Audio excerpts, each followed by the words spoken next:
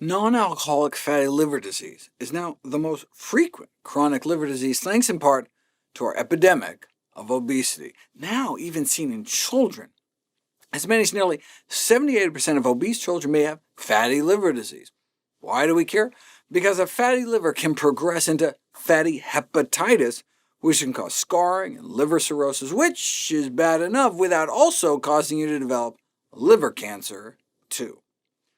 OK, so what's the source of the liver fat in fatty liver disease? There are three main sources: the excess sugar in our diet, excess fat in our diet, and the fat spilling over from your own excess body fat. How do we know excess dietary sugar is bad? Because it's been put to the test. Because if you randomize teens with fatty liver disease to a diet low in free sugars, meaning added sugar and sugary beverages, they experience a significant improvement within 8 weeks. Given this new data, Liver Journal editorial read, a strong argument can be made that we are beyond any period of uncertainty about the harmful effects of excess sugar consumption, and that we must now act to inform the public on the health risks of eating too much sugar. How do we know excess dietary fat is bad? Because it's been put to the test. Randomize people to the same low-calorie diet, but one that's low-fat versus one that's high-fat, and within just 2 weeks, the low-fat diet decreased liver fat by 20%, whereas the same number of calories on the high-fat diet increased liver fat by 35%.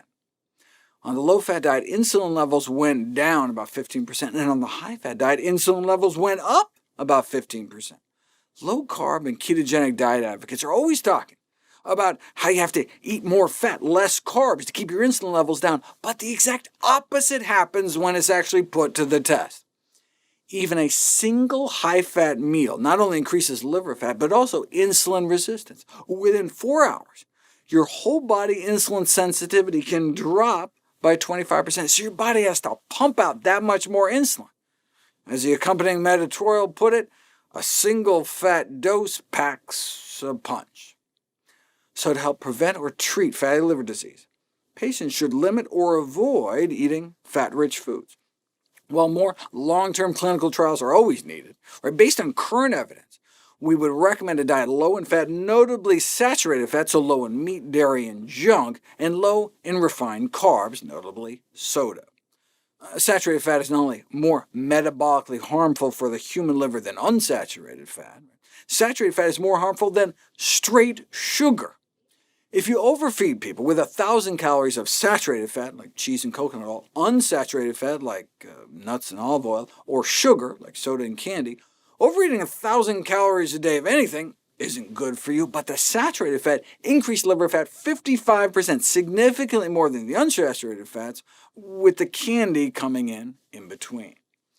So in terms of weight loss, although beneficial, certain diets can actually cause or exacerbate this disease, such as a very low-carbohydrate, high-fat diet, whereas those eating healthy plant-based diets may lower the risk of fatty liver disease.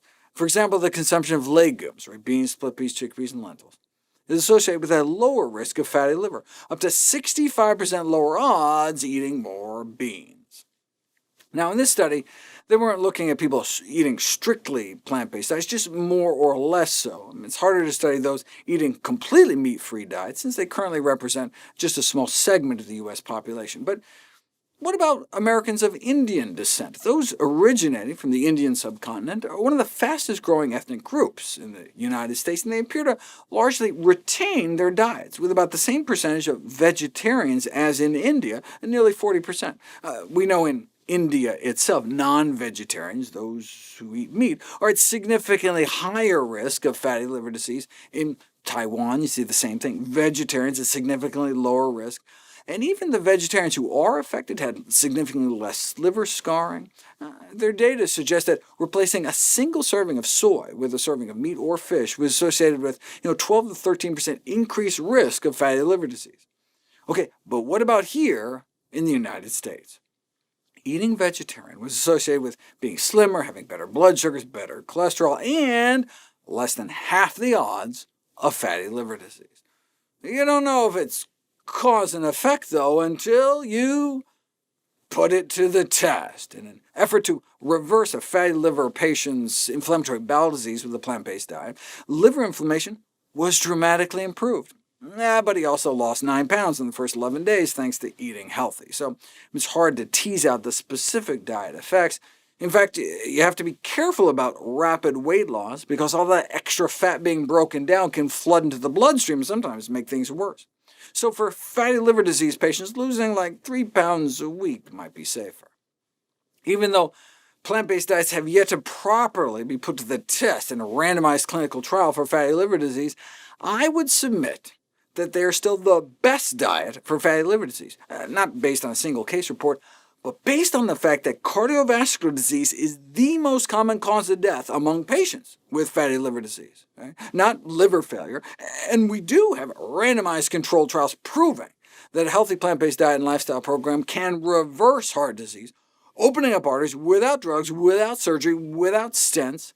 Yes, patients with fatty liver disease and fatty hepatitis may indeed eventually develop cirrhosis of the liver, but only if they don't die of cardiovascular diseases first.